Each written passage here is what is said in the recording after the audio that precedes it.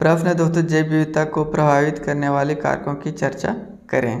तो जैव विविधता को प्रभावित करने वाले कारक कौन कौन से हैं, चलिए विभिन्न कारकों को देखते हैं। भारत जो क्या है कि भारत जैव विविधता में एक महत्वपूर्ण देश रहा है।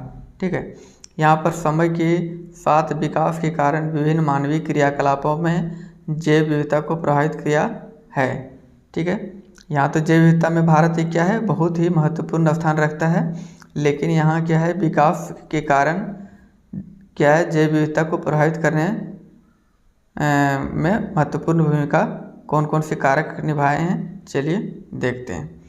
तो दोस्तों सबसे पहले आप पढ़े होंगे कि अंग्रेज़ों के ज़माने में अंग्रेज़ लोग यहाँ पर जब ट्रेन चलाए थे, रेलगाड़ियाँ चलाने के लिए क्या है, पटरियाँ बिछाई जा रही थी बोगियाँ बनाने के लिए, पेड़ पौधों को ही नष्ट किया गया। तो इससे भी क्या है, जैव विविधता कम हो गया।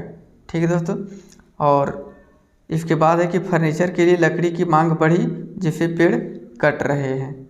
ठीक है, तो यहाँ पहला क्या है कि फर्नीचर के लिए लकड़ी की मांग बढ़ी जिससे पेड़ कट रहे हैं। दोस्तों जैव विविधता को कम करने का सबसे महत्वपूर्ण कारक क्या है, मानव है ना। जनसंख्या जितनी तेज़ी से बढ़ रही है उतनी तेज़ी से क्या है, जैव विविधता में कमी आ रही है। ठीक है दोस्तों, तो फर्नीचर के लिए लकड़ी की मांग बढ़ी है तो जनसंख्या बढ़ने के कारण, ठीक है, तो जिसके कारण से जैव विविधता को प्रभावित किया है।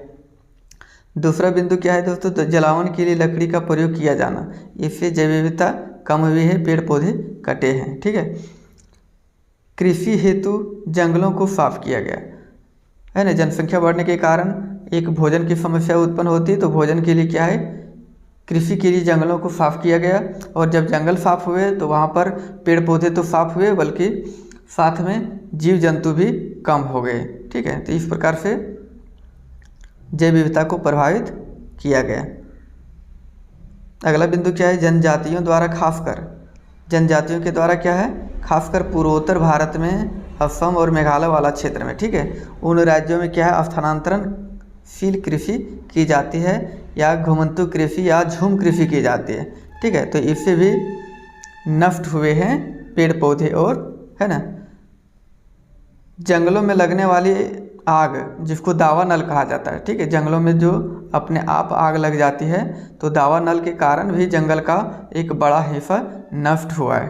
ठीक है दोस्तों, कभी कभी क्या है, महुआ चुनने के लिए लोग जंगलों में आग लगा देते हैं ताकि महुआ चुनने में उसको आसानी हो जाए, साफ हो जाए वहाँ पर, और ये आग है विकराल रूप धारण कर लेता है और पूरे जंगल को नष्ट कर देता है।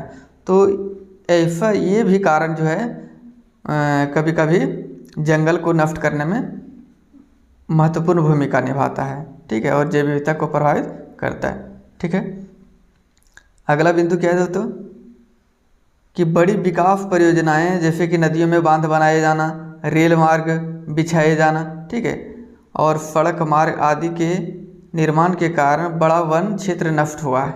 ठीक है, किससे किससे, विकास परियोजना, नदियों में जब बांध बनाया जाता है जिसको कहते हैं बहुउद्देशीय परियोजना, तो इससे भी, और रेल मार्ग और सड़क मार्ग के द्वारा भी क्या है, वन क्षेत्र नष्ट हुआ है। नदियों में जब बांध बनाया जाता है तो एक विस्तृत भूभाग जो है, जो जंगलों का हिस्सा होता है, वो डूब जाता है। अगला बिंदु कि पशुओं की खाल, मांस और हड्डियों के लिए शिकार करना। ठीक है, इससे भी क्या है, कई जीव लुप्त हो गए हैं या संकटग्रस्त जातियों में शामिल हो गए हैं। ठीक है, तो इस प्रकार से खनन, वाणिज्य और वानिकी, है ना, खनन, वाणिज्य और वानिकी, पर्यावरण, प्रदूषण आदि कारकों से जैव विविधता को प्रभावित किया गया है। ठीक है, खनन के कारण भी, वाणिज्य के कारण भी क्या है कि पेड़ पौधे नष्ट हुए हैं और जैव विविधता प्रभावित हुए। ठीक है, जब जंगल प्रभावित होता है, जंगल कम हो जाते हैं तो उसमें रहने वाले जीव जंतु भी कम हो जाते हैं। ठीक है, क्योंकि उसका आवास वही जंगल है। ठीक है, तो इस प्रकार से जैव विविधता को प्रभावित करने वाले कारक हम लोग देख लिए। दोस्तों अगर चैनल पर आप नए हैं तो चैनल को प्लीज़ सब्सक्राइब कर दें और वीडियो को लाइक कर दें। धन्यवाद।